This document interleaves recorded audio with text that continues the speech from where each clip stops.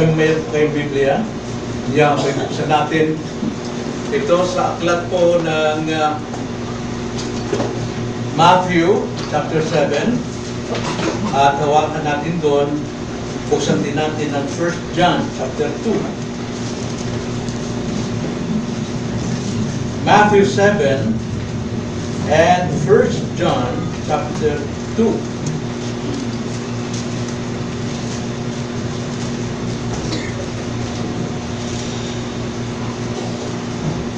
Ito pong sinasabi sa Mateo 7, versikulo 21 at unang Juan, kabanatang 2, versikulo 17. Hindi lahat ng nagsasabi sa akin, Panginoon, Panginoon, ay papasok sa kaharian ng langit, kundi ang gumaganap ng kalooban ng aking Ama na nasa langit. Ang sanlibutan at ang pagnanasa dito ay lumilipas. Ngunit ang gumagawa ng kalooban ng Diyos ay mananatili magpakailanman. Ang ating pong paksa, tatalakayin ay may kaugnayan po sa kalooban ng Diyos. Marami pong mga tao nagtatanong, paano malaman ang kalooban ng Diyos? Anong dapat gawin upang malaman kung kalooban ng Diyos? At marami rin nagsasabi, palagay ko itong kalooban ng Diyos sa akin. Palagay ko ito na ang kalooban ng Diyos sa akin. At narinig akong isang testimonyo sa pagdinig doon sa kamera o sa mababang kapulungan tungkol po sa kaso na extrajudicial killing. Ang sabi po ng isang testigo, isang inmate, isang bilanggo, at hindi lang bilanggo, kundi siya isang drug lord sa Muntinlupa. Ang sabi niya, bahala na kung anong kalooban ng Diyos sa akin. Pinagagawin ko. Basta ako naririto para tumistigo. Dinadasal ko naman sa Panginoon na tulungan ako. Ito'y salaysay ni Herbert Polanco. Na sa kanyang pagtitestimonyo, parang ina-assume niya na nangyari sa kanya yung kalooban ng Diyos. At sa kanyang kalagayan bilang salaysay o nagsasalaysay, tutulungan siya ng Diyos, kakampihan siya sa kanyang ginawa. Ganyan tayo kumisan. Kung anong kalooban ng Diyos, siya kung gagawin. Pero ito si Polanco, nandun siya sa bunga ng kanyang kasalanan.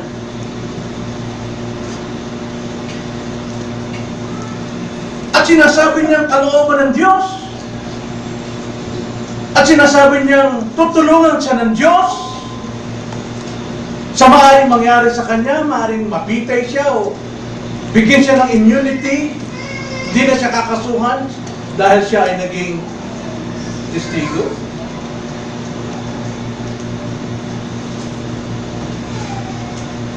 Na ayon sa providensya na ating tinatalakay sa Sunday School, tama ba ito? Kahit nagdurusa ka na sa iyong kasalanan, kalooban ng Diyos at naghihintay ka ng kalooban ng Diyos para ikaw ay tulunan at kampihan sa iyong kasalanan.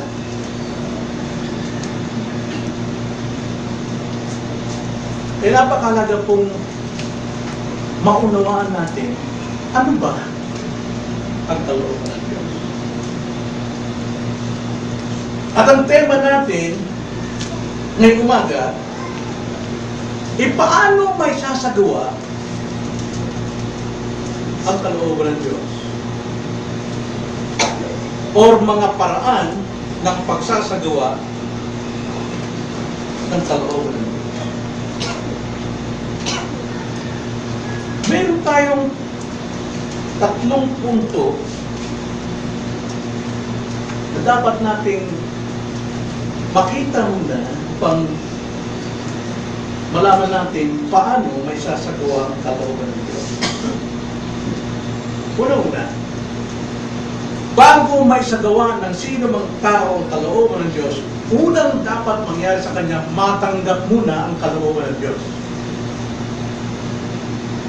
Walang sino man maaring makakagawa ng kalooban ng Diyos hanggat hindi niya muna natanggap ang kalooban ng Diyos. Kaya marami nagtatanong, ano ba ang kalooban ng Diyos? Paano isagawa ang pagkalooban ng Diyos? Ito ba'y kalooban ng Diyos nangyari sa akin? Yan po ay doktrinang fatalismo na naman, tadhana na naman. Pero ayon sa Biblia, bago mo may isagawa ang kalooban ng Diyos, kailangan mo nang matanggap mo ang kalooban ng Diyos. At itong pahiwatig ng Panginoon Jesus sa kanyang salita. Mark chapter 3, verse 35. Ang sabi ng Panginoon, sapagkat sino man gumaganap ng kalooban ng Diyos ay siyang aking kapatid na lalaki, kapatid na babae at ina. Now, ang context po rito, ang pangyayari sa unahan, si Kristo ay nangangaral sa mga tao at sa kanyang mga alagad. Mga tao uhaw sa katotohanan at mga alagad na handang ipamuhay ang kanyang mga itinuturo. Dumating ang kanyang nanay at mga kapatid dahil sa balitang si Jesus daw ay nagsisiraan ng bait dahil hindi na nakakakain sa katuturo. Kaya itong nanay niya, si Maria, at mga kapatid, babae at lalaki, ay mayroong pagmamalasakit. Baka nasiraan na nga itong si Jesus. Kaya ang sabi ng nanay sa kanyang mga alagad na roon sa labas, pakitawag mo ang aking anak at para tumigil na siya. Kaya ang isang alagad lumapit kay Yesu Kristo, sabi niya, Panginoon, andyan yung pamilya mo, nanay mo. Kaya ang sagot ng Panginoon dito sa 35, sino man gumaganap ng kalooban ng Diyos ay siyang aking kapatid na lalaki, kapatid na babae at ina. Ang ibig pong sabihin, pinapakita ng Panginoon na ang tunay niyang pakikipagrelasyon ay hindi sa pisikal na relasyon, kundi ayon sa mga sumusunod sa kanyang kalooban at nagsasagawa ng kanyang salita. Yun po yung unang relasyon ng Panginoon sa tao. Nang tao yun ay maging kanyang mga alagad. Mga taong handang makinig at sumunod sa kanyang salita. Ibig sabihin, mga taong naligtas. Hanggat hindi ka muna nakatanggap ng kalooban ng Diyos na ikaw'y dapat maligtas, hindi mo masusunod ang kalooban ng Diyos. At may talinhaga ang Panginoon tungkol sa isang tao o isang ama, may 2 anak. Ito'y lumalarawan sa unbeliever at saka believer. At ang sabi ng ama, ikaw anak, doon sa unbeliever, pumunta ka sa bukid at magtrabaho ka. Ang sabi ng unbeliever, opo, tatay, gagawin ko. Pero hindi siya pumunta. Yung isa naman, lumalarawan sa believer, ang sabi niya, ikaw anak, pumunta ka at magtrabaho sa bukid. Ang sabi ng believer, ayaw ko. Pero mamaya-maya, pumunta, sumunod at nagtrabaho. Kaya, ito ang pinaliwanag ngayon sa mga relihiyosong tao na nakikinig sa ating Panginoon. Tungkol kay Bautista, nagdumating isang sugo ng Diyos, nangaral, nagpakita ng tanda ng pagsisisi, walang iba kundi ang bautismo, pero ang sagot nila, ang sagot ng Panginoon, dito yung sabi sa Matthew chapter 21, verse 32. Ganito ang sabi ng Panginoon, sapagkat dumating sa inyo si Juan sa daan ng katwiran at hindi niyo siya pinaniniwalaan. Ngunit pinaniniwalaan siya ng mga maniningil ng buwis at ng masasamang babae. Kahit nakita ninyo, ay hindi rin kayo nagsisi at naniwala sa Kanya. Ipinapakita ito ng Panginoon na nakita niyo na lahat, narinig niyo lahat ng pangangaral ni Juan Bautista, alam niyo na kung ano yung dapat niyong gawin, pero hindi niyo sinagawa sapagkat hindi kayo naniwala. Hindi kayo nagsisi ng inyong kasalanan. So, ang basic will ng Panginoon sa isang tao, faith and repentance. Now, faith and repentance, magagawa lamang ito ng mga taong nakatanggap ng kalooban ng Diyos. Anong kalooban ng Diyos? May panganap na muli. Unless a man be born again, hanggat hindi siya mabulag, hindi niya makikita ang karya ng Diyos. Hindi siya makapasok sa karya ng Diyos. Kaya wala siyang totoong pananampalataya at walang pagsisisi. Matutulad sa isang anak. Oo, magaling ko. Pero hindi ko. Pero yung isa, dahil mayroon pa rin remaining sin, ayaw ko. Pero mamaya, ginagawa niya. Iba yung ugat natin. Nakanig tayo ng salita ng Diyos. Hindi mo sa akin yun. Grabe ko si pastor, nanunumbong. Hindi ko tinatanggap yun. Pero mamaya na ilang sandali lang o ilang araw lang. Kaya lang talaga magbago. Magkaiba po ang damdamin. So, ang basic po na kalooban ng Diyos na makikita sa isang taong nakatanggap ng kalooban ng Diyos ay ang pagsisisi at pananampalataya. Kapwa yan, kaloob sa conversion. Faith ay regalo ng Diyos, Philippians 1:29. Repentance ay kaloob ng Diyos, Acts 11:18. Kaya, ang tao nakakasunod sa kaloob ng Diyos. Sapagkat, ang isang taong hindi pa nabago ang puso, hindi pa naligtas, hindi pa na-born again, nananatili siyang sa laman at hindi niya kaya gawin ng spiritual na bagay. John 3:6, ganito po ang pagkakasabi, ang ipinanganak ng laman ay laman. Laman. Sa English, that which is born of the flesh is flesh. And that which is born of the Spirit is Spirit.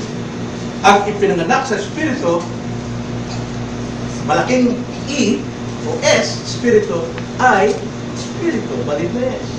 Obedience. Bagong puso. Namumuhay sa katotohanan.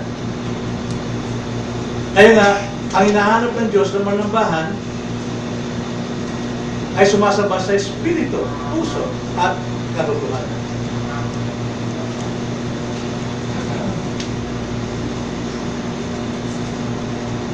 So, ang will ng Diyos sa bawat tao ay dapat makatanggap muna ng kalooban ng Diyos. At alam natin, ang pinakatanda ng tao ay nakatanggap ng kalooban ng Diyos ay sa kanyang pakikinig, nagkakaroon siya ng pananampalataya. Sa kanyang pakikinig, kumilos ang Espiritu ng Diyos sa kanya, kaya siya nakakasampalataya, nakapagsisisi sa kanyang kasalanan. Para malinaw yan, ito yung pinaliwanag ng Diyos sa Lumang Tipan, Ezekiel chapter 36. Ganito po ang mangyayari sa isang taong nakikinig ng salita ng Diyos na handang unawain, hindi siya yung tumatanggi, handang unawain. Ganito ang sabi, sa iyong pag-uunawa, sa iyong handang pag-unawa at pakikinig dahil katungkulan ng tao yan, sa pangangalan. Itong sabi ng Panginoon sa Old Testament, Ezekiel 36:25. Ako'y magwiwisik ng malinis na tubig sa inyo. Kayo'y magiging malinis sa lahat ng inyong karamihan at lilinisin ko kayo sa lahat ng inyong mga Diyos-Diyosan. Linisin, patatawarin. Bibigyan ko kayo ng bagong puso at lalagyan ko kayo ng bagong espiritu sa loob ninyo. Aking aalisin ang batong puso sa inyong laman at aking bibigyan kayo ng pusong laman. Aking ilalagay ang aking espiritu sa loob ninyo at palalakarin ko kayo. Lalakad na siya, susunod. Nang ayon sa aking kalooban, aking tuntunin at magiging maingat kayo sa pagsunod sa lahat ng aking salita. Nakita niyo? Hanggat isang tao ay hindi binaguhan ng Diyos ng bagong puso at binigyan ng Espiritu ng Diyos, hindi niya magagawa at hindi siya makakasunod sa kalooban ng Diyos. At yan ang una, bago may isagawa ng tao ang kalooban ng Diyos, huwag mo nang hanapin yung kung ano yung dapat mong gawin, kundi hanapin mo natin ang kaharian ng Diyos na ikaw ay makatanggap ng kanyang kalooban. Ngayon, dahil sa ikaw ay nakatanggap na, ano pong sabi ng John 1:12? Nakatanggap ka na, may bagong puso ka na, bagong espiritu na, at maaari ka nang sumunod ngayon sa lahat ng iyong mapapakinggan. Ikaw ay sasampalataya.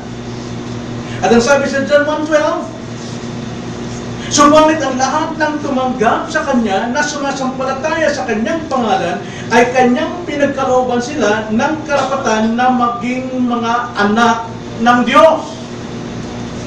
Sa makatwid, bago may sagawang kalooban ng Diyos, dapat ikaw ay maging anak ng Diyos.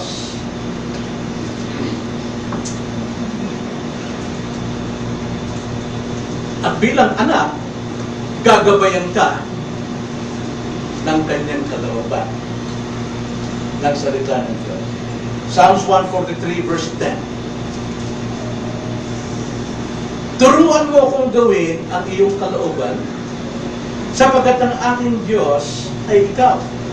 Akayin nawa ako ng iyong mabuting espiritu sa landas na pantay. May kusa na po ang isang taong binigyan ng biyayang kalooban ng Diyos na siya'y mabago at siya'y sumampalataya kay Kristo bilang kanyang Panginoon, siya'y nagiging anak, kaya naman ang hangarin niya ay turuan siyang gawin ang kalooban ng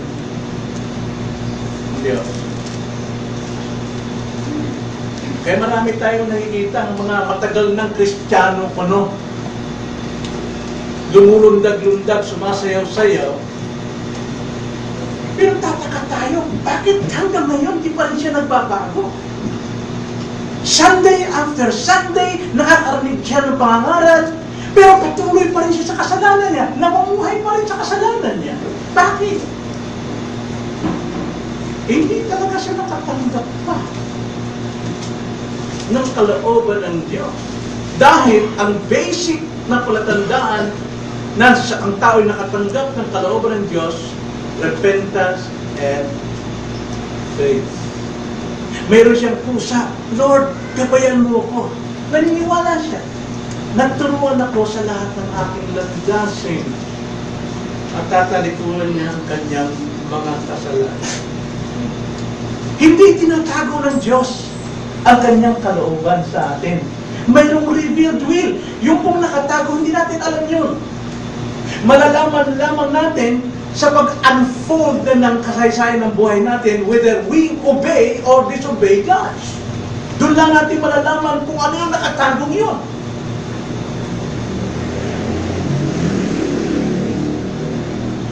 Kaya nga mayroong dalawang kalooban ng Diyos. Madalas natin inuulit ito. At saan natin makikita yun? Deuteronomy 29:29. Nabasahin natin yun. Ulitin natin ulit. Ganito po kakasabi ng Tagalog. Ang mga bagay na lihim ay para sa Panginoon nating Diyos. Secret will of God. Kung tawagin yan, sovereign will of God. Okay? Ngunit, ang mga bagay na hayag, ano yung hayag? Ito, nakasulat, ipinasulat lahat ng kalooban ng Diyos. Kung tawagin yan, preceptive will, precept, salita, line after line, precept upon precept. Ngunit ang mga bagay na hayag ay para sa atin at sa ating mga anak magpakailanman upang ating magawa ang lahat ng mga salita ng kautusan ito. Okay? But the things that are revealed belong to us and to our children forever. Meaning to say, wala pong katapusan. Huwag kayong manghinawang magturo sa inyong mga anak. Alam mo sikreto? Kung paano mong turuan ng anak na maging masunurin, huwag kayong tumigil sa pagtuturo ng tama. Ulit-ulitin, ulit-ulitin, ulit-ulitin, ulit-ulitin hanggang sa makuha niya. At yun ay magiging lifestyle na niya na maging obedient sa kanyang magulang. Pero kung panay bawal, wag yan. Pero wala kang tinuturo, matuturot yun ang utak ng anak mo. Hindi niya alam kung ano'y tama. Yun din ang kalooban ng Diyos eh. Forever ito, kailangan natin basahin, alamin, pakinggan, sa preaching, sa Bible study. Huwag kayong manghimagot. Huwag yung sabihin, alam nyo na. Hindi pa natin alam. Kung tayo masunurin lamang sa kalooban ng Diyos, puno ang iglesia nito. Walang absent. Walang magdadahilan. Dahil kailangan niyang pakinggan kung anong kalooban ng Diyos sa Kanya ng araw na yun at para sa isang linggo.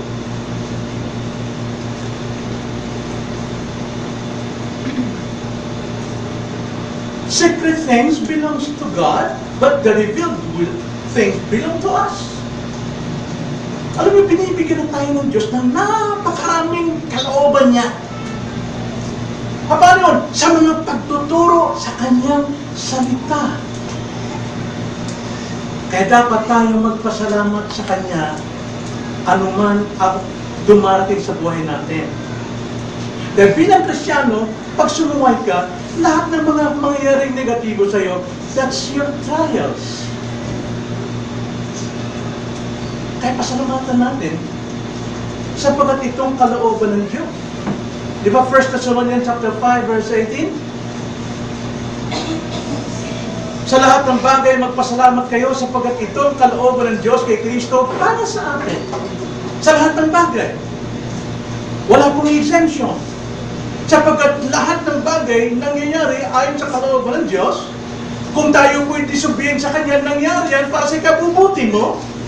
Para malantad ka, gaya ng ating pag-aral, providensya, pinahintulot ng Diyos na tayo bumagsak sa ating kasalanan upang pamukhaan tayo na hindi ka pa perfecto. Makasalanan ka pa rin kahit Kristiyano ka na. Kaibahan lang, you are forgiven sinner. Whereas dun sa iba, talagang sinner sila. But you are forgiven. Yun ang kaibahan.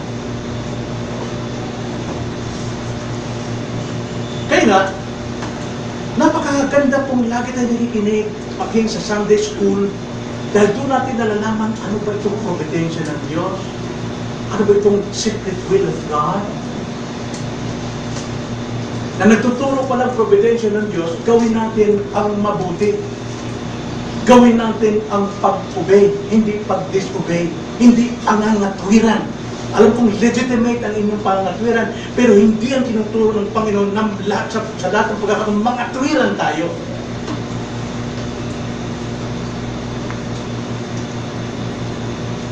First Peter chapter 2 verse 15.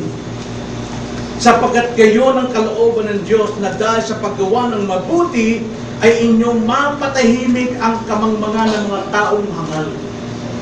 Dahil sa ating mismong pagsuway, sa ating paggawa ng hindi tama sa mundong ito, bagamat alam natin ang revealed will, kung maaaring hindi pa natin alam, napipigtasan tayo, napipigtasan ang ating Diyos. Ganyan ba? Bunagin? Ganyan ba? Kristiyano? Hindi tayo gumagawa ng mabuti. Kasi hindi natin alam ang kalooban ng Diyos, o maaaring hindi ka pa nakatanggap ng kalooban ng Diyos na may panganak na muli. Ang isang tao ay pinanganak na muli, alam niyo ba, ano bang buhay natin kapag ikaw naging Kristiyano na? Ano bang tinakda ng Diyos sa iyo? Ano bang nakatakda sa inyo, sa atin, bilang Christian? Ano sinasabi ng Biblia? Ephesians chapter 2 verse 10. Ano sabi doon? Ang sabi sa Ephesians chapter 2 verse 10, for we are His workmanship. Tayo'y Kanyang pinakamahusay na gawa. Alam niyo kung bakit? Sa Old Testament, si Adan ang number one, unang ginawa. Perfect. Pero walang Espiritu Santo sa loob niya. Nasa labas. Okay? Pero ang mga Kristiyano ngayon, nilikha siyang bagong pagkapanganakan, kabonagin siya, pero tinitirhan ng Espiritu ng Diyos. Kaya tayo yung pinakamahusay na gawa. Nang nilalang kay Kristo Jesus para saan? Para sa mabubuting gawa, for good works. Na inihanda ng Diyos ng una pa upang siya ay ating lakaran. Bago pa lamang tayo Kristiyano, mga kapatid, na napakahaba ng proseso, itinakda na ng Diyos na tayo gumawa ng mabuti. Kaya lahat ng kabutihan natin, hindi dapat natin angkinin as a Christian. Ibalik natin sa Diyos ang kapurihan. Hindi tayo tuturuan ng mga tuwiran sa lahat ng ating mga maliit na katwiran. Hindi yun ang tinakda ng Diyos. Tinakda ng Diyos sa atin ay ang gumawa ng mabuti. For we are His workmanship created in Christ Jesus for good works, which God prepared beforehand that we should walk in them. Walk in them. Kaya narulungkot ako doon sa mga nanatwiran. Okay. Ano magawa? May katwiran eh. Whether it's legitimate or illegitimate, ano magawa? Pero sinasabi ko sa inyo, sa ating kalagitnaan, o sinasabi ng mga nakasulatan, ang isa kong tinanak na muli, laging naghangad, Lord, guide me to all your truths.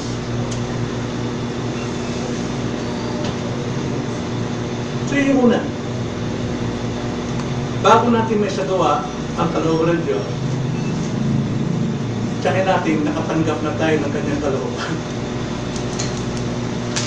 Kaya papasok tayo, ikalawa, gaano kahalaga ang kalooban ng Diyos?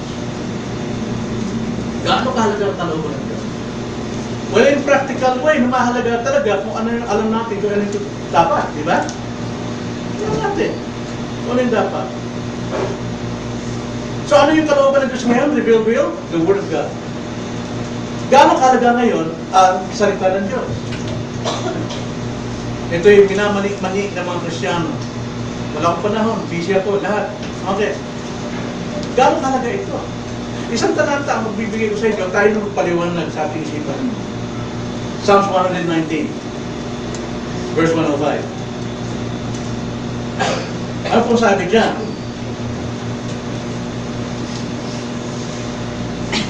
Your word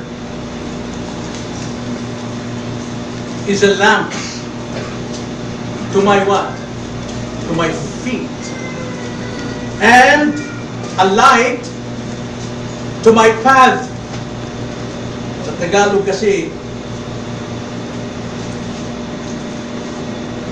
nauna yung ilawan sa aking mga paa ang salita mo at liwanag sa landas ko. Now, yung kalooban ng Diyos, salita ng Diyos, ito yung ilawan ng ating paa. Ibig sabihin, ilawan ng bawat galaw natin sa buhay na ito. Anong dapat kong trabahong piliin? Sinong dapat kong mapapangasawa? Gwapo ba? Mayaman ba? Lahat, yun po ang ilaw ng ating mga paa. Lahat ng ating gagawin. At sa pamumuhay naman, sa unahan, yung ilaw na yun ay mayroong liwanag sa unahan upang makita natin kung paano tayo lumakad na hindi mauhulog sa kabirina. Ganun po ang kalooban ng Diyos. Napakalaga ng kalooban ng Diyos. Sapagkat kung walang kalooban ng Diyos, mamumuhay ka sa kadiliman para kang bulalo. Kung walang salita ng Diyos sa buhay mo, mamumuhay ka sa sarili mong unawa. Proverbs 3:5, trust in the Lord with all your heart. Lean not to your own understanding. Kapag wala po kayong salita, hindi nyo binabasa, hindi nyo pinapakinggan ang salita ng Diyos, wala kayong alam sa salita ng Panginoon o kalooban ng Diyos, namumuhay kayo at nagtitiwala sa iyong sarili. Ganun po kalaga ang will of God. Ganito kalaga ang salita ng Diyos sa buhay natin, the revealed will of God. Kaya lumalabas sa atin, yumayabang tayo sa ating pamumuhay Kristiyano. Iniisip natin palagi, alam ko na yan. Alam ko na ito. Walang halaga sa akin ang pag-alam ng kalooban ng Diyos. Mas matalino ko. Then you are worshiping idol. And the biggest idol of your life is yourself. Ang iyong sarili, pinakamalaking repulto sa buhay mo. Kapag namumuhay ka sa iyong sarili mga mata. Ang will of God or the Word of God, ang sabi po sa Psalms 119 verse 6,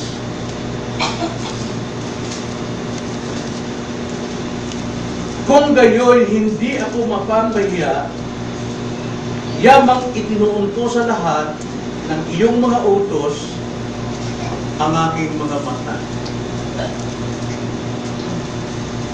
Kung atin pong i-focus ang ating sarili sa salita o kalooban ng Diyos, hindi tayo mapapahiya.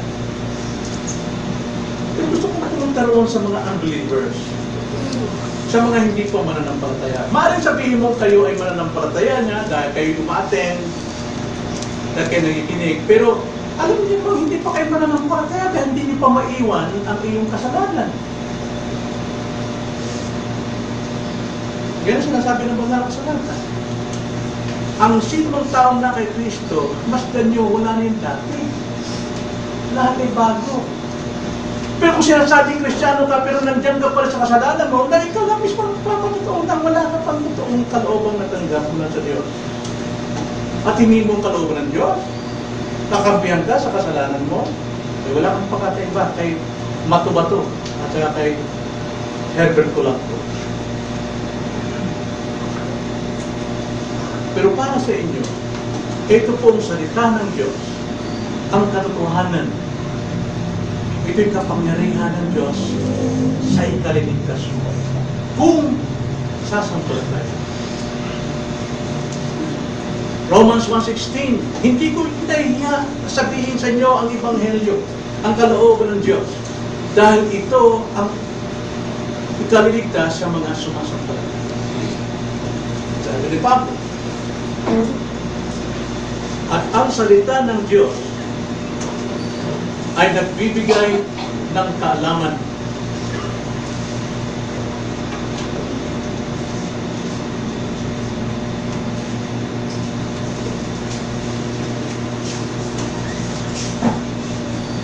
Kung ating titignan sa ating pag-aaral ng 1689, sa chapter 1 pa lamang, lesson 1, sa paragraph 1, ganito po kakakasabi, 1689. Ang banal na kasulatan lamang ang sapat, tiyak, at di maaaring magkamali na tuntunin o pamantayan ng nagliligtas na kaalaman, ng pananampalataya, at ng pagsasagawa pamumuhay. Tanging salita ng Diyos, tanging kalooban ng Diyos, ang siyang ating bibigyan ng pansin sapagkat ito ang kalagahan sa salita. Kung nakita natin, bago mo maisagawa ang kalooban ng Diyos, dapat mo nang makatanggap ka ng kalooban ng Diyos. At ikalawa, gaano kalaga ang kalooban ng Diyos? Napakalaga, sapagkat ito yung magbibigay sa iyo ng gabay sa buong buhay mo. At sa mga unbelievers, ito ang makapagliligtas sa iyo. Ikatlo, paano sinasagawa ang kalooban ng Diyos? Paano sinasagawa ang kalooban ng Diyos?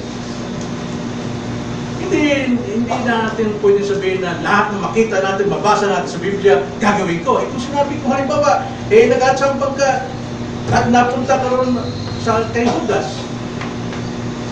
At ang sabi roon sa banal na kasulatan magpatiwakal ka. Gagawin mo? Mali yata. Lumipat ka sa kabilang gospel. Magmadali ka. Ibig sabihin, kalooban ng Diyos yun. Kailangan natin malaman paano may sasagawa ang kalooban ng Diyos. Hindi lahat ng narito sa Biblia ay gagawin natin. Pero lahat ng narito sa Biblia ay gabay kung paano natin gawin ang kalooban ng Diyos. Gabay ito. Yan ang illustration ko kanina. Mula sa bundok, papuntang New York. Ang gabay mo, ang tourist guide. Now, mayroong tatlong gabay sa pagsasagawa ng kalooban ng Diyos. Una, alamin ang impormasyon. Ikalawa, alamin ang tamang paliwanag. At ikatlo, maging tapat sa pagsasagawa. Ito kailangan. Kailangan natin ang information, interpretation, then application. Ganun po ang pagbabasa, pag-aalam po ng banal na kasulatan. Kaya kung kayo nagbabasa ng Biblia from Genesis to Revelation, maganda po yan. Dahil makukuha mo yung kabuuang kasaysayan ng Biblia. Pero sa pagsasabuhay ng ating binabasa, kailangan mo ang tamang informasyon, tamang interpretasyon, at tamang application. So, unahin natin. Alamin ang lahat ng informasyon. Joshua 1:18. Balikan natin ang Joshua 1:18. Ito yung sinabi ng Diyos kay Joshua nung mamatay si Moises.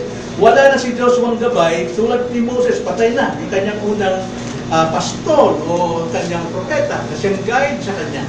Ngayon siya na mismo ang magdadala nitong 2 million people para dalhin sa Promised Land. So therefore, ang Diyos nagsalita sa kanya. At ang binigay ng Diyos na gabay kay Joshua, ito, ang aklat ng kasulatan, the Old Testament. Kaya ang sabi dito ng Diyos, Joshua 1:18. Now take note ng pagkakasabi rito. Ang aklat na ito ng kautusan ay huwag mong aalisin sa iyong bibig, na hindi sinasabi rito na kagatin mo ito at huwag alisin. Ang ibig kong sabihin, huwag itong ihiwalay sa iyong pagbabasa. Lagi mong basahin. Okay? At kundi ito ay iyong pagbulay-bulayan araw at gabi.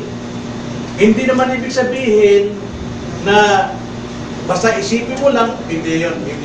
Lahat na nababasa mo, unawain mo araw at gabi, lahat ng iyong nababasa.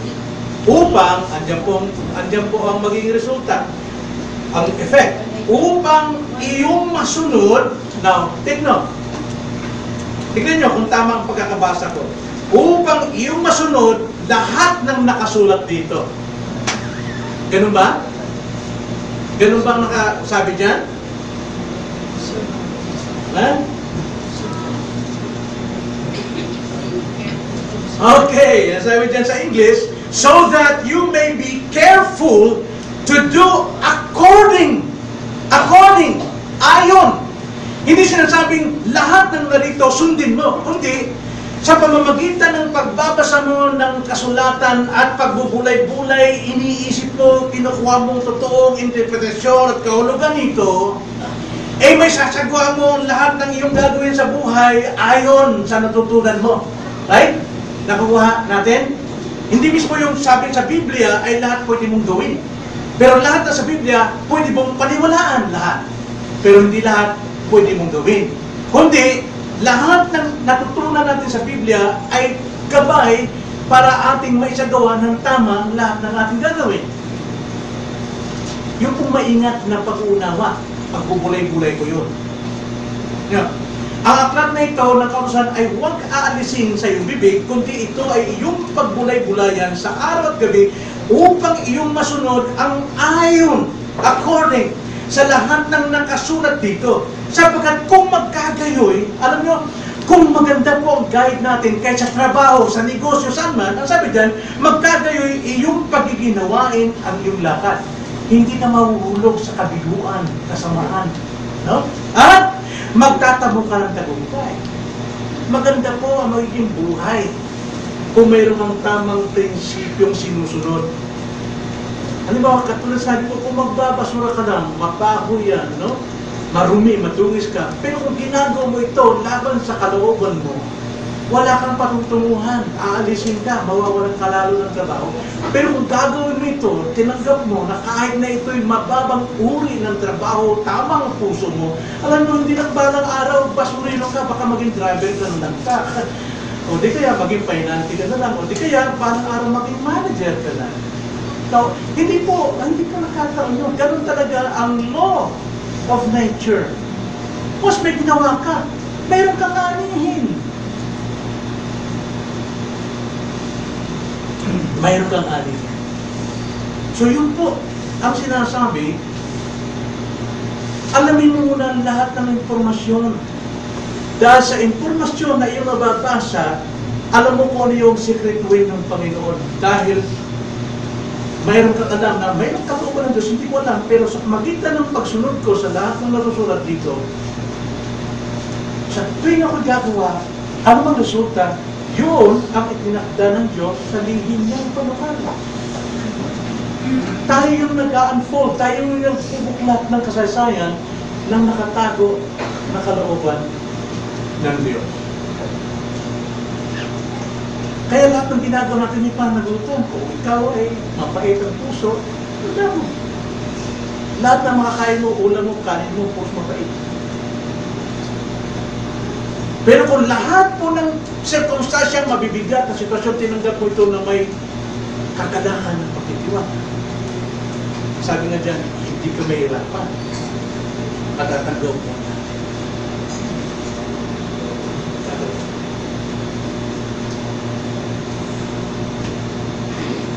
So, hayag po ang kalooban ng Diyos. Basahin lang natin. Ito. Araw at gabi. Psalms 19 verse 7 to 9. Huwag nating kapagalan ang magbasa ng kalooban ng Diyos. Revealed to God. Minsan, tinutulugan natin. Ngayon lang sa preaching, may natutulog na. Kailangan kasabihan natin ang makinig, ang mag-aral, ang magbasa. Tignan ang sabi sa verse 9, chapter 19 ng Psalms, verse 9, 7 to 9. Ang kautusan ng Panginoon ay sakdal. Kita niyo yan, sakdal, na nagpapaong na uli ng kaluluwa. Kung ang pagtuon ng Panginoon ay tiyak, nagpapatalino sa kulang sa kaalaman. Kita niyo, kung ito'y tatanggapin natin ng buong bukal sa puso natin ang salita ng Panginoon, alam nyo, mapapanauli ang ating kaluluwa at mapapatalino tayo ng kaalamang hindi hawak na sanlibutan. Verse 8, ang mga tuntunin ng Panginoon ay matuwid. Kung hindi ka mapupunta sa mga kabalakutan o dali na nagpapagalak sa puso, kadalasan naman talaga sakit ang puso yung kamalian kasinungalingan, kasamaan.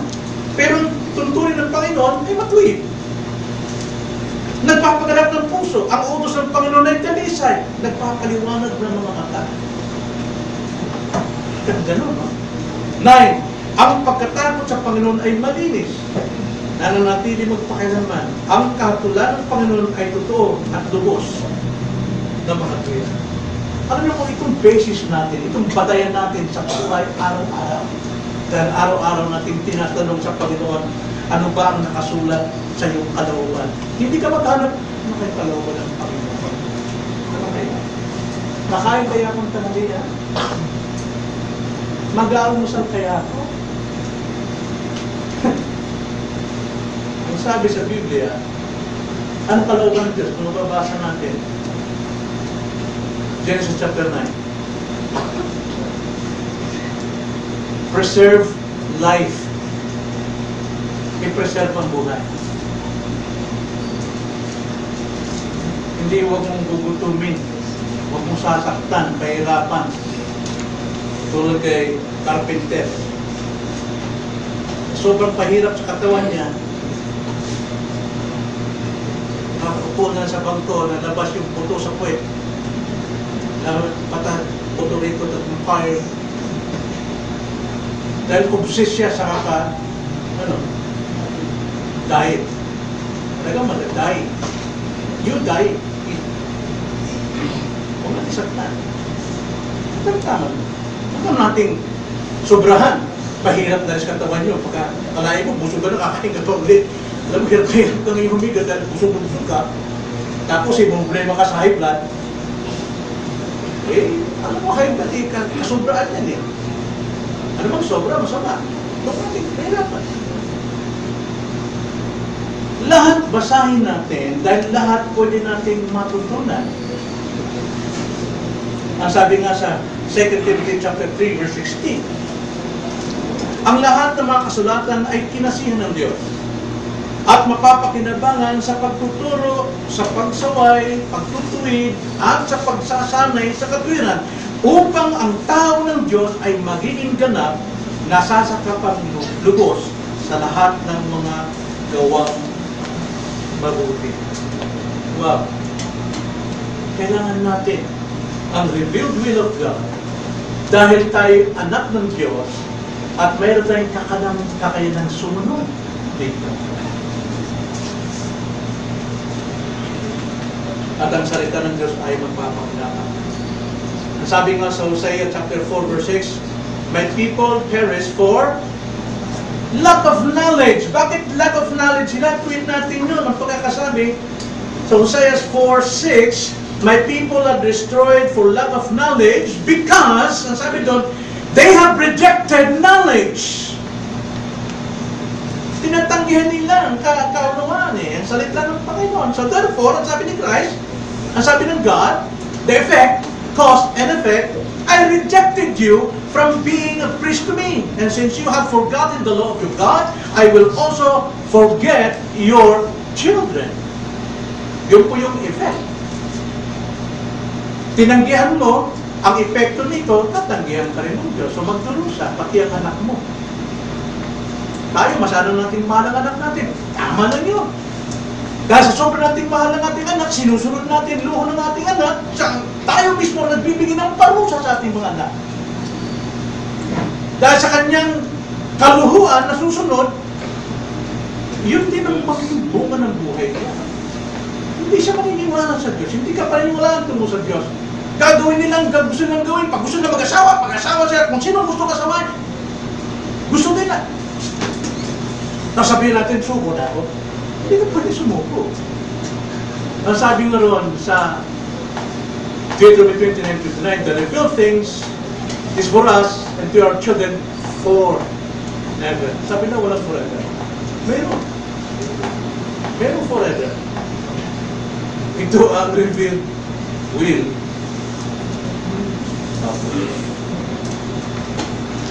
So yun. Puro natin informasyon. Huwag natin basta-basta, pag nabasa natin, apply. Tignan natin, pag-aralan natin maigi. Ito ay makakatulong sa atin. Then ikalawa, tignan natin ang tamang interpretasyon o paliwanag. May sabihan, simpleng sabihin, Biblia ay nangailangan hindi naman nangailangan ng interpretasyon, kailangan ito pananampalataya. Sabi nila, yung mga tamad na magkulay. Hindi na kailangan interpret yan. Basta maniwala ka lang. Pero may kapalihan tayo dyan, may problema tayo dyan, dahil si Pablo, siya yung taong, masabi natin, pinakamatalino at malapit sa Diyos. Alam niya ang kasulatan ng Diyos.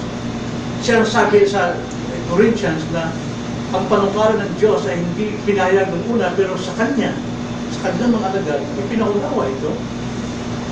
Ang sabi niya, ang sabi ng Acts 17 verse 2, kung sinasabi natin, hindi na kailangan interpret yan. Basta sumampalataya ka lang. Okay na yun. Yan ang paniwala ng mga reliyon na yun. Kunin mo lang yung kaya-kaya mong unawain. Sumampalataya ka. Pero si Pablo, sabi dito sa verse 2 ng Acts 17, at si Pablo ay pumasok ayon sa kanyang kagalian at sa loob ng 3 linggo, 3 sabat o 3 pahinga, ibig sabihin 3 weeks, ay nangatwiran sa kanila mula sa mga kasulatan. Talagang hindi nagsawa si Pablo na siya po ay nagturo. Siya ay nagpaliwanag, nangatwiran, hindi nakipagdebate, kundi nagturo, nagbigay ng tamang interpretasyon, nagpapaliwanag. Verse 3, na ipinapaliwanag at pinatutunayan na kailangan magdusa ang Kristo at muling mabuhay mula sa mga patay. At sinasabi, itong si Jesus na aking ipinapangalan sa inyo ay siyang Kristo. Kung mismong apostol na ang sumulat ng banal na kasulatan, bahagi rito, ay kailangan pa niyang magpaliwanag, how much more tayo? Ewan sabihin, simple lang yan, hindi na kailangan interpretasyon. Basahin mo lang, okay na. Hindi, kailangan bulay-bulayin. Unuwain sa tamang kalagayan. Totoo, may mahirap unawain sa Biblia. Dapat itong ipaliwanag. Totoo yan. Pero hindi ibig sabihin, sino mong tao ay entitled na sa tama o sa kanyang interpretasyon o tamang pag-expound nitong salita. Ay napakalaga po na sa inyong pagbabasa, mayroon kayong hindi talaga maunawahan. Kailangan itago mo yung sa iyong sarili. At sa takdang panahon, pag ikay nakarinig ng mga taong nagpapaliwanag sa mga salitang iyong naunawan, doon mo lamang maunawaan ang lahat ng bagay na iyan. Well, Philippians 3:15, ganito po ang sabi ni Pablo tungkol sa mga tao na agad-agad nag-expound, agad-agad nagpapaliwanag po ng kahulugan na hindi naman niya pinag-aralan o hindi niya pinulay ng maigi. At doon sa mga taong nakabasa, hindi niya maintindihan. Pero naniniwala siya na totoo yun. Ang sabi dito ni Pablo, Philippians 3:15, kaya nga tayong nasa hustong gulang ay magkaroon ng parehong kaisipan. At kung iba ang inyong iniisip tungkol sa anumang bagay, ito rin ay ipapayag sa iyo ng Diyos. Kaya napakalaga po, hindi lamang ang magbasa, kundi ang makinig ng pangangaral. Sapagkat kailangan mo ng paliwanag sa mga nababasa. Hindi lahat ay pwede mo nang i-interpret o ikaw ay entitled to give definition o interpretation sa anumang yung binasa. The Scripture must interpret the Scripture. At naniniwala tayo tungkol sa mga taong makapagpapaliwanag. Ito yung sinabi ni Pablo sa mga manggagawa. 2 Timothy chapter 15. 2 Timothy chapter 2 verse 15. Ang sabi ni Pablo rito kay Timothy, bagamat si Timothy ay isang tao ng Diyos, ang sabi pa rin kay Pablo, do your best to present yourselves to God as one approved, a worker who has no need to be ashamed, rightly handling the word of truth. Sikapin daw pag-aralan talaga para hindi ka maging kahiya-hiya, maging aprobado ka ng Diyos. Paano? Sa pamamagitan ng tamang pagsuri ng salita ng Diyos. So, minsan hindi tayo pwede magtiwala sa sarili lang natin. Baka tayo magkamali. Kundi, maghintay tayo in God's time na makarinig tayo ng mensaheng makapagpapaliwanag sa iyong binasa. Pero hindi na nga wala ng titigil na kayo pagbabasa. Continue. Kaya sa tamang paliwanag, napapaloob ang tamang unawa. John 21:22, sinabi sa kanya ni Jesus, kung ibig kong siya'y manatili hanggang sa ako'y dumating, ay ano nga sa'yo? Sumunod ka sa akin. Kaya kumalat ang sabi-sabi sa mga kapatid na ang alagad na yun ay hindi mamamatay. So, bali hindi sinabi ni Jesus sa kanya na hindi siya mamamatay, kundi kung ibig ko siyang manatili hanggang sa ako'y dumating, ay ano nga sa iyo.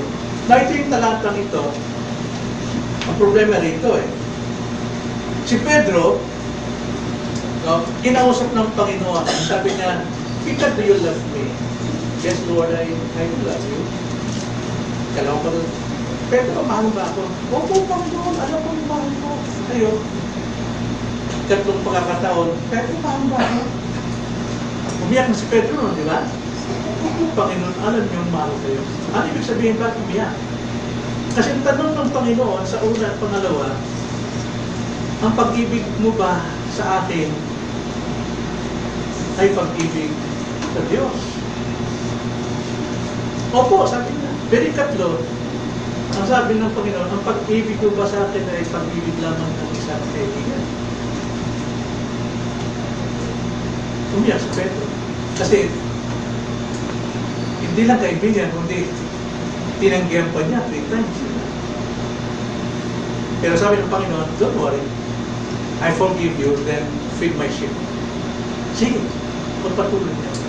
Medyo mo kasi Pedro. Nakita niya si John, di ba labit, yung lagi nakahilig sa dibdib ni Kristo. Sabi ni Pedro, Panginoon, ano mangyari sa kanya? Ano mangyari sa kanya? Sabi ng Panginoon, ba't naintindi ko sino sila? Intindi mo sunod ka sa akin. Hindi ko ano yung gagawin ko sa kanya. Ito sinabi sa kanya ni Jesus, kung ibig mo siyang manatili hanggang sa ako'y dumating sa ano ngayon sa'yo? Sunod ka sa akin. Now, ito'y apply sa atin. Masarap na pakailan meron sa buhay ng mga buhay. Hindi natin tinitignan kung ano, ginagawa ba natin ang kalooban ng Diyos. Ang palagay natin, perfecto tayo at tayo gumagawa ng kalooban ng Diyos. Kaya tayo, makatingin sa iba. Kaya sabi ng Panginoon, huwag matindihin sila. Ano sa'yo kung mabuhay ko siya hanggang sa aking pagdating? Now, alam naman natin, buhay pa si Juan nung muling mabuhay ang Panginoon, right? Hindi ito tumutukoy sa muling pagbabalik niya. Kailan pa yun? Hanggang ngayon, hindi pa. Pero kumalat yun. Kumalat yun, narinig yung mga alagad Nagbigay agad sila ng interpretation. Alam mo, si Juan di pa namamamatayan hanggang sa pagdating ni Yesu Cristo. Akalain mo, ilang libong taon na yun? Maling interpretasyon. Pero ang interpretasyon binigay ni Jesus Christ kay Peter, pag mo itindihin sila, ang intindi mo paano ka naglilingkod sa akin. Minsan di tayo lumalago dahil intindi natin kung ano ang buhay ng iba. At minsan yung buhay ng iba nagiging hadlang na ating paglago. Kasi nahinis tayo, pumapait ang puso natin, nahinig tayo, nasiselos tayo. Bakit gano'n? Maling interpretasyon sa pangangaral sa lugar ng Panginoon.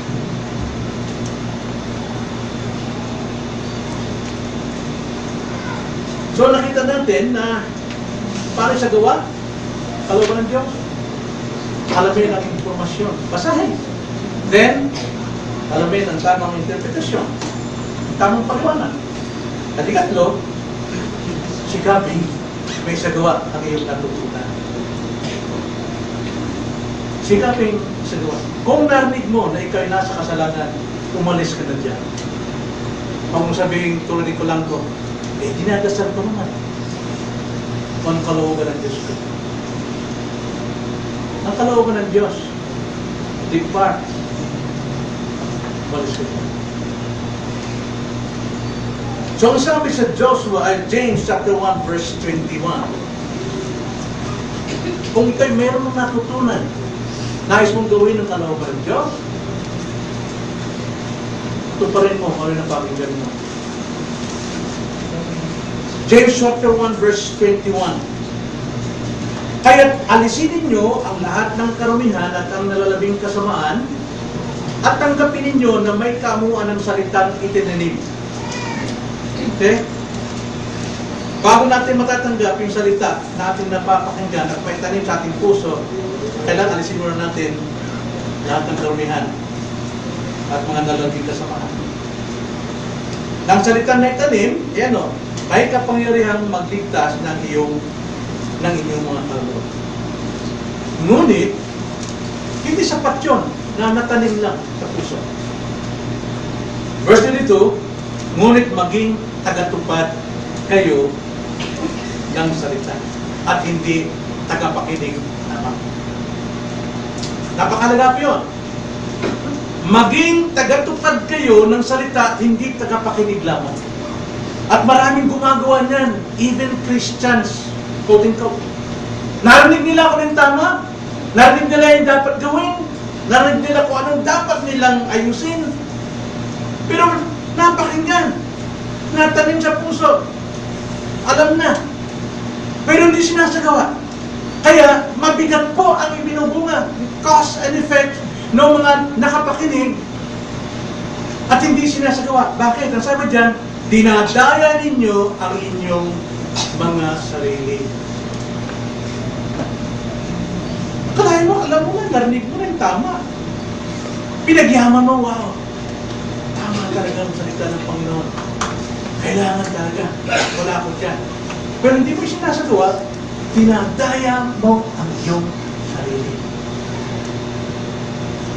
Alam mo, minsan mapapatawad pa natin yung mga taong nandadaya sa atin.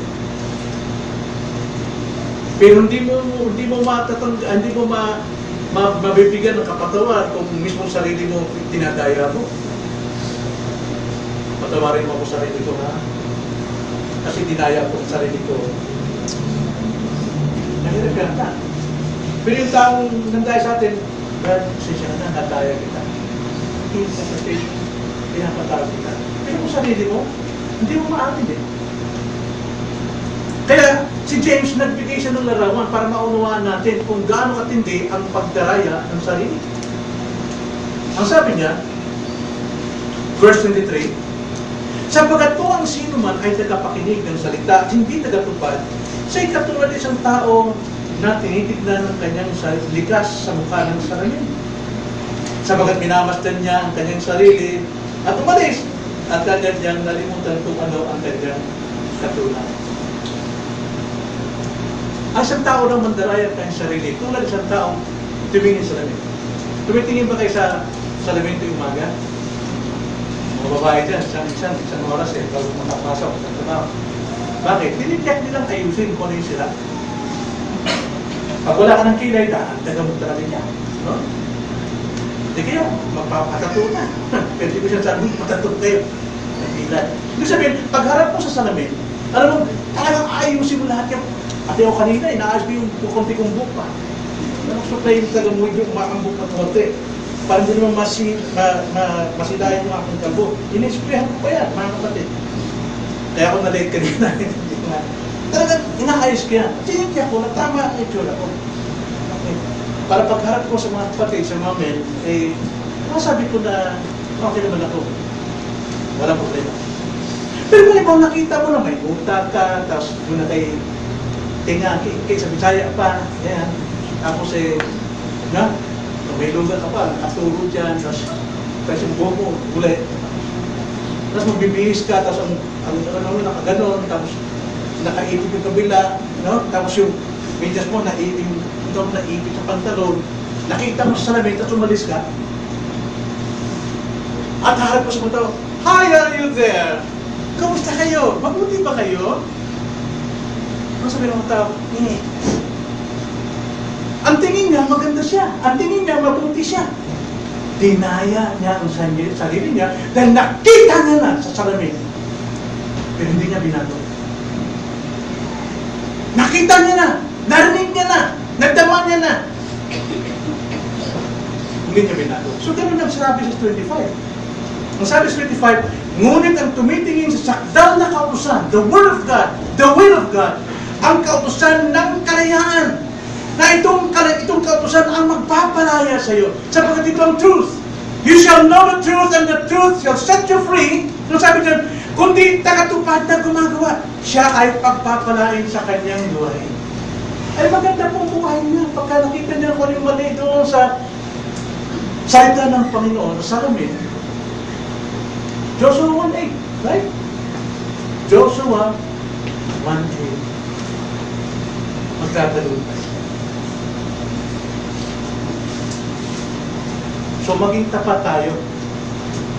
Alamin natin ang informasyon, basahin natin from cover to cover, then meditate on it, alamin natin ang tamang interpretation, then hindi lang yung magkaroon ka ng laki ng ulo sa kaalaman mo, practice mo nito upang hindi madaya ang iyong sarili.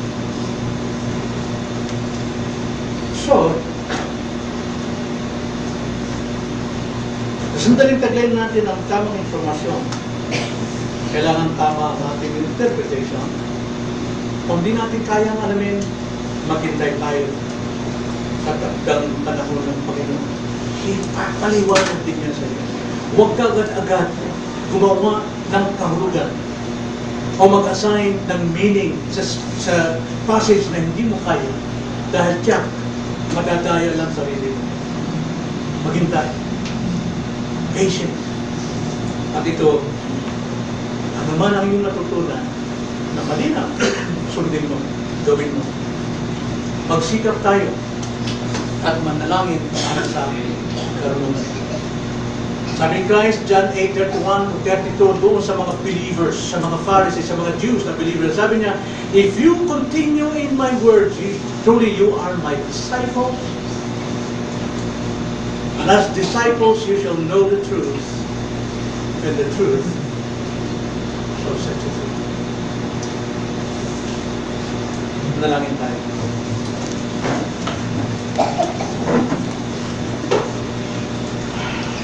Tunay, Lord, na hindi kami nabubuhay sa aming sarili. Hindi kami iniwan sa gitna ng kadiliman. Mayroon kayong liwanag na itinakda ninyo na aming maabot at sa pamamagitan ng iyong salita na siyang gabay upang kami lumakad sa maliit na liwanag ng katotohanan upang maabot namin ang source ng totoong liwanag. Walang iba kundi ang iyong kalooban, iyong kariyan, si Kristo na aming karunungan. Tulungan niyo po, Panginoon, ang mga taong nasa kadiliman, Panginoon, ng kasalanan, nawa nagbigay liwanag sa kanila ng kalooban ninyo ay malayo sa pagkalipin ng kasalanan ng inyong mga tao. Magsisi at sumampalatay ni Kristo bilang tanging kalaman, tanging buhay, tanging daan para sa inyo.